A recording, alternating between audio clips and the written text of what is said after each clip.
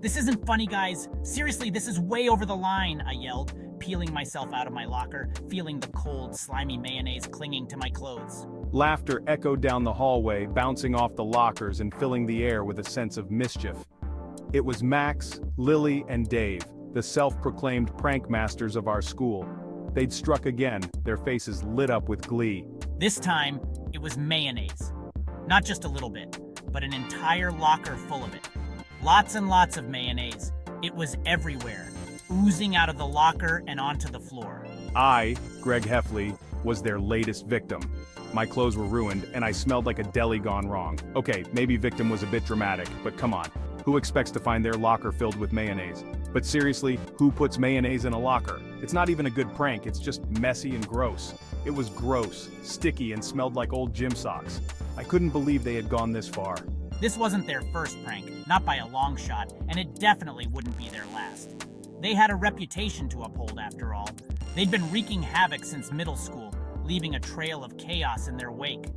From whoopee cushions on the principal's chair, which had everyone laughing for days, to dyeing the school fountain pink, they'd done it all.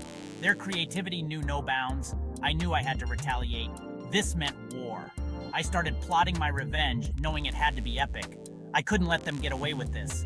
I had to come up with something that would top all their pranks. I began gathering supplies, brainstorming ideas, and enlisting the help of my friends. This was going to be legendary. The anticipation was building. Everyone knew something big was coming. The prank masters had met their match. The showdown was set. It was time to show them that Greg Heffley was not to be messed with. Max was the mastermind, always scheming up new and elaborate pranks. Lily was the creative one, turning Max's crazy ideas into reality. And Dave? Well, Dave just loved to see the world burn, with laughter, of course. He was the daredevil, the one who'd eat a ghost pepper on a dare or jump into a pool of cold spaghetti.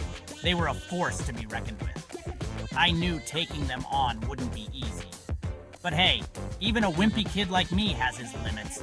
They'd messed with the wrong mayonnaise-covered student.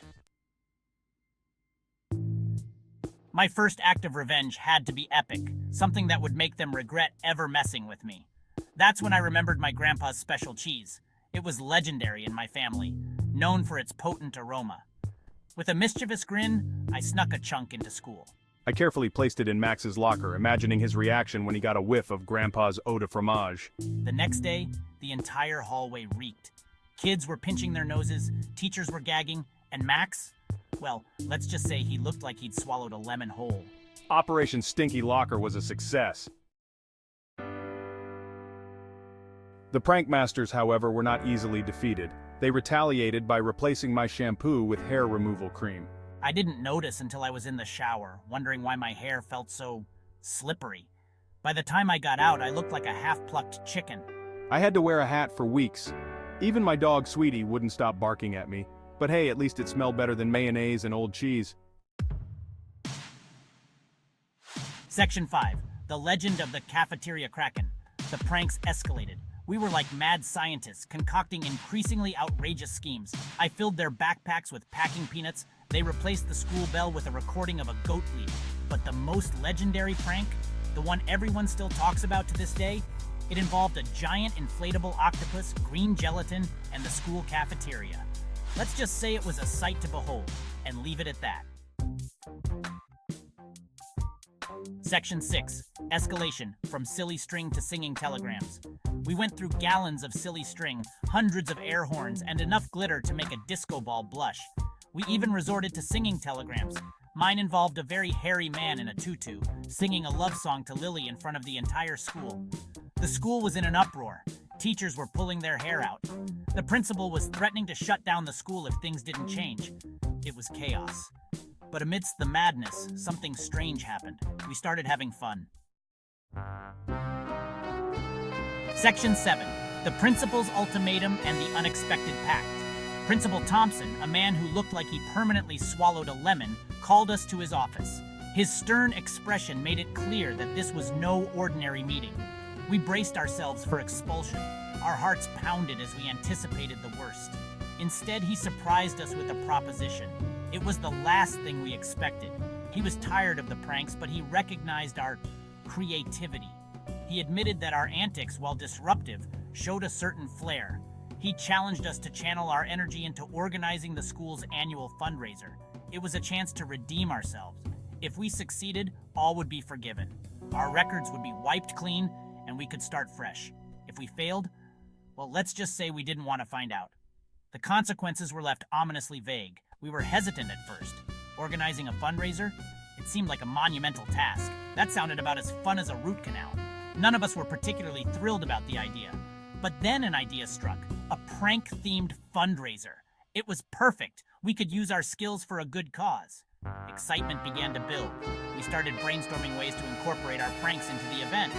We planned everything from harmless jokes to elaborate setups. The more we thought about it, the more fun it seemed. When we presented our ideas to Principal Thompson, he was skeptical but intrigued. He gave us the green light. We threw ourselves into the project, working harder than we ever had before. It was a chance to prove ourselves. As the day of the fundraiser approached, we felt a mix of nerves and excitement. This was our moment. The event was a huge success. Our prank-themed fundraiser drew in crowds and raised more money than any previous event. Principal Thompson congratulated us, a rare smile on his face. We had done it. We had turned our mischief into something positive. We celebrated our success, knowing that we had not only saved ourselves, but also made a difference. The unexpected pact had paid off. Section 8, The Great Prank War Finale, a symphony of silliness. We combined our powers for good, or at least for a good cause. We organized a Pie the Teacher booth, a dunk tank of doom, and a haunted hallway that would make a zombie scream. The fundraiser was a smashing success. We raised more money than the school ever had, and the best part, we had a blast doing it. Section 9, Aftermath, Friendship, Forgiveness, and Future Pranks.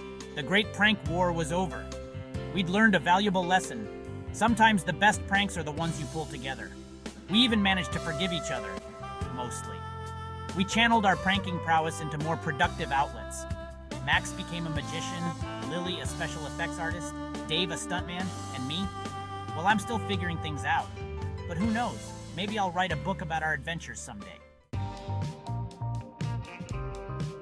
Section 10, The Moral of the Story. Don't mess with the pranksters. High school is a weird and wonderful time. It's a time for making friends, making mistakes, and making memories that will last a lifetime. And sometimes it's about finding your people, even if they're the ones covering you in mayonnaise. So the next time you're feeling mischievous, remember the Great Prank War. Just maybe, try not to get expelled in the process.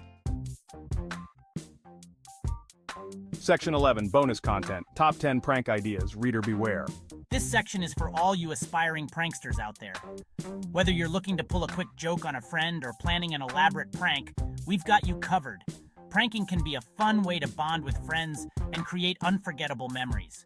But remember, the key to a great prank is to keep it lighthearted and harmless.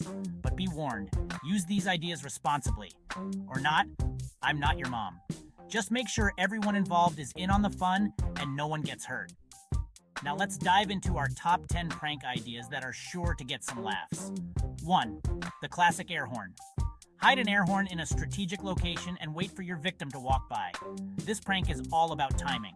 The sudden loud noise is sure to startle anyone, but it's harmless and will leave everyone laughing once the initial shock wears off.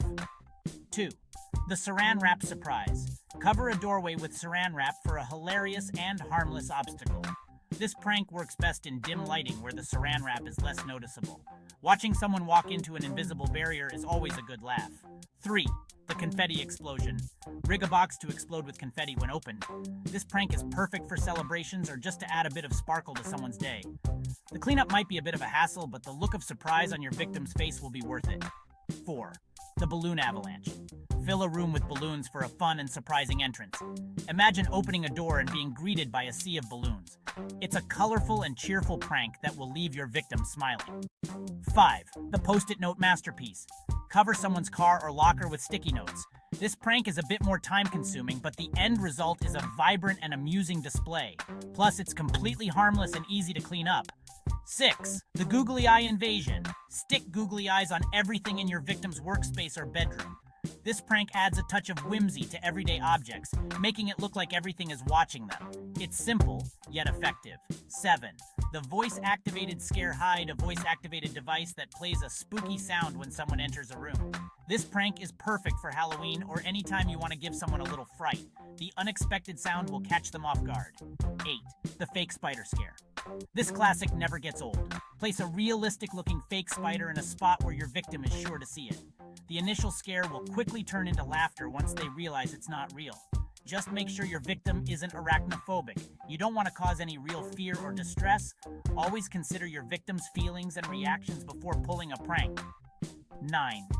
The mysterious message. Leave a trail of cryptic clues leading to a funny or unexpected surprise. This prank requires a bit more planning and creativity, but it's a fun way to engage your victim in a mini adventure. The anticipation and curiosity will keep them hooked. 10. The reverse psychology prank. Tell your victim you're going to prank them, then don't. The anticipation is the prank.